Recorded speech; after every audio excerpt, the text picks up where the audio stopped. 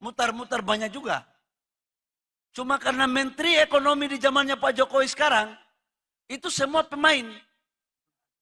Kenapa? Karena pengusaha semua. Pak Erik, Menteri BUMN, pengusaha. Pak Erlangga, pengusaha. Pak Agus Gumiwang, Menteri Perindustrian, pengusaha. Saya, pengusaha. Baru mau tipu saya sudah tahu. Orang Papua bilang, Ade, kau baru mau tulis, kakak sudah baca.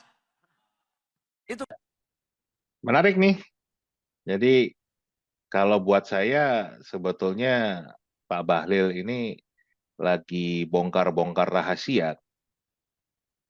Ini nggak tahu kalau apa Pak Prabowo marah nggak nih karena model-model begini benar-benar rahasia nih karena kalau kita pakai logikanya Pak Bahlil itu kan beliau mengatakan yang namanya pengusaha itu sukanya nipu, ya kan? Itu kan yang beliau sampaikan begitu. Yang namanya pengusaha itu sukanya nipu. Padahal menteri kabinet itu banyak yang pengusaha. Nah, terus sekarang beliau menyampaikan, memang harus diakui ya, kabinetnya Pak Jokowi itu mayoritas pengusaha semua. Nah, apakah berarti maksud Pak Bahlil itu berarti memang kabinetnya Pak Jokowi suka menipu? Karena logikanya kan seperti itu. Beliau mengatakan, ya kita udah tahu semua lah, karena kita pemain kan gitu. Menteri-menterinya Pak Jokowi ini pemain. Wah, kok jadi serem kan gitu loh. Kok jadi serem kalau beliau mengatakan menteri-menterinya Pak Jokowi itu pemain. Sebelum kita ditipu, kita sudah tahu. Sebelum adik nulis, kakak sudah tahu. Wah, ini malah jadi ngeri kita dengarnya nih. Jangan-jangan memang kembali ini menggunakan logikanya Pak Bahlil ya.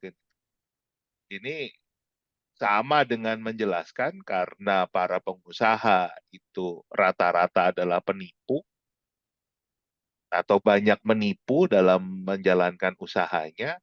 Nah, karena sekarang kabinet Pak Jokowi itu isinya pengusaha, ya kerjaannya tipu-tipu dong berarti. Nah, kalau menurut Mas Edi gimana nih? Apa begitu nggak logikanya yang disampaikan Pak Bahlil? Ini ada cerita, kalau saya masa kecil kan di Surabaya itu sering nonton ludruk, Mas. Ya. Di ludruk itu ada orang tiba-tiba jadi lurah dan desanya kacau. Sebelumnya desanya kacau, banyak kriminalitas. Terus tiba-tiba seseorang bisa jadi lurah di situ, lalu aman. Ternyata lurah itu ngakui. Gimana nggak aman? Dulu tuh yang mengacau juga saya. Ya, jadi begitu jadi lurah karena yang mengacaukan itu dia jadi aman ya. Jadi kalau Raja Preman sudah jadi pamong di situ ya aman ya. Jadi tapi mudah-mudahan ini bukan seperti itu ya analoginya. Loh, Tapi jelas kalau jelas yang kalau dibilang Pak Balil tadi, kami ini cuma semuanya juga pemain, sudah tahu akal bulusnya kan sudah tahu kan gitu. ya, loh justru kalau buat saya kalau memang ternyata kalau tadinya pemain ya kan, tadinya penipu, terus sekarang menjadi pejabat publik, terus kemudian tobat kan betul-betul bekerja untuk rakyat, saya masih acungi jempol. Tapi kalau udah jadi pejabat publik masih nipu juga, nah itu yang bahaya Mas. Ya kan? Jadi kalau di cerita ludruk tadi bukannya jadi aman, tapi malah tambah parah kan. Nah ini kita harus sama-sama evaluasi sendiri Indonesia sekarang bagaimana. Apakah memang rakyatnya semakin sejahtera? Apakah memang ada kepastian hukum? Apakah memang terjadi keadilan? Atau justru semakin jauh jurang ketimpangan? Ya kan? Kita belum lama juga membahas bagaimana biaya pendidikan itu tinggi, biaya hidup itu tinggi. Jangan-jangan Kalau kembali pakai logikanya Pak Bahlil, karena kita sering ditipu nih rakyat nih kan. Mudah-mudahan enggak ya. Dan kita juga akan melihat nanti di eranya Pak Prabowo sebagai presiden terpilih, bagaimana cara beliau mengevaluasi, menyeleksi para pembantunya. Dan kita juga sudah bahas, apakah memang hanya bagi-bagi kekuasaan dari dari parpol pendukung, baik itu yang di koalisi Indonesia Majunya 02 atau yang akan bergabung bagi-bagi jatah menteri di sana, atau juga dari para relawan. Kita sudah bahas ada para selebritis, para bintang yang digadang-gadang juga akan menjadi menteri, atau memang beliau mementingkan teknokrasinya. Jadi profesionalitas di bidang tersebut untuk membantu betul-betul mencapai tujuan dari pembangunan itu sendiri. Nah, ini yang kita sebagai rakyat kita dorong terus ya, supaya Pak Prabowo betul-betul mementingkan rakyat, bagaimana cara beliau memilih pembantunya itu berdasarkan kompetensi, kapasitas, rekam jejak. Ya, Bahaya apakah nih kalau ya, kalau apakah para pemain yang disebutkan Bahlil tadi mau dipakai lagi oleh Pak Prabowo atau ganti pemain?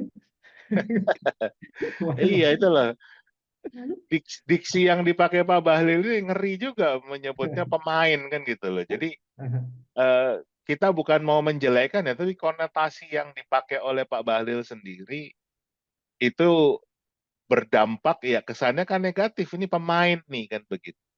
Pemain yang suka menipu karena dia tahu mana yang tipuan, mana yang enggak. Menyebut nama lagi, menteri ini, menteri itu. Dan memang faktanya pengusaha semua. Nah, ini yang kita berupaya kawal lah kan.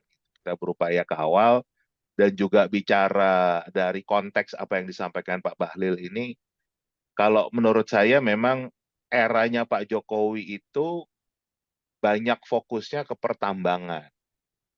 Di mana ada problem besar dengan pertambangan. Satu, itu kan masih mengeruk dari bumi Indonesia sendiri. Artinya itu akan terbatas. Harusnya kita mulai berpikir untuk reindustrialisasi, bagaimana membangun pusat-pusat industri yang padat karya. Nah, yang kita lihat di pertambangan ini kan faktanya tidak bisa menampung tenaga kerja Indonesia. Semakin banyak pengangguran, hidup semakin sulit tadi. Nah, kita berikan masukanlah ke Pak Prabowo untuk bagaimana bisa memperbaiki apa yang masih belum selesai, apa yang perlu ditingkatkan. Artinya memanfaatkan pertambangan itu bagus. Kalau yang disampaikan Pak Bahlil tadi kan mengubah konsep dari yang tadinya hanya jual bahan mentah, tapi karena dibangun smelter itu ada proses lagi, jadi tidak hanya barang mentah. Istilahnya kan hilirisasi itu. Tapi harusnya hilirisasi itu nggak berhenti di pertambangan saja. Kita harus membangun lagi bidang-bidang yang lain, sehingga ekonomi itu berputar, kesempatan bekerja, lapangan kerja semakin terbuka, dan ya mungkin yang kalau kita mau lebih dalam lagi sih Mas, pengusaha yang ada di kabinet Pak Jokowi itu mayoritas pengusaha pertambangan semua, Ya, ya. ya kan? Semua ini pemilik tambang nih kan. Nah, jangan sampai itu karena kepentingannya, kepentingan pengusaha, sehingga yang diurus ya memang hanya bidang pertambangan saja. Ini kan masuk dengan logika tadi ya yang disampaikan, yang dibuka sendiri oleh menterinya Pak Jokowi dan salah satu orang kepercayaannya Pak Jokowi sendiri, ya kan? Itu beliau sendiri yang bicara, kita hanya mengangkat ini dari paparan beliau, dari media yang mengutip beliau. Nah, ini kembali tujuan kita supaya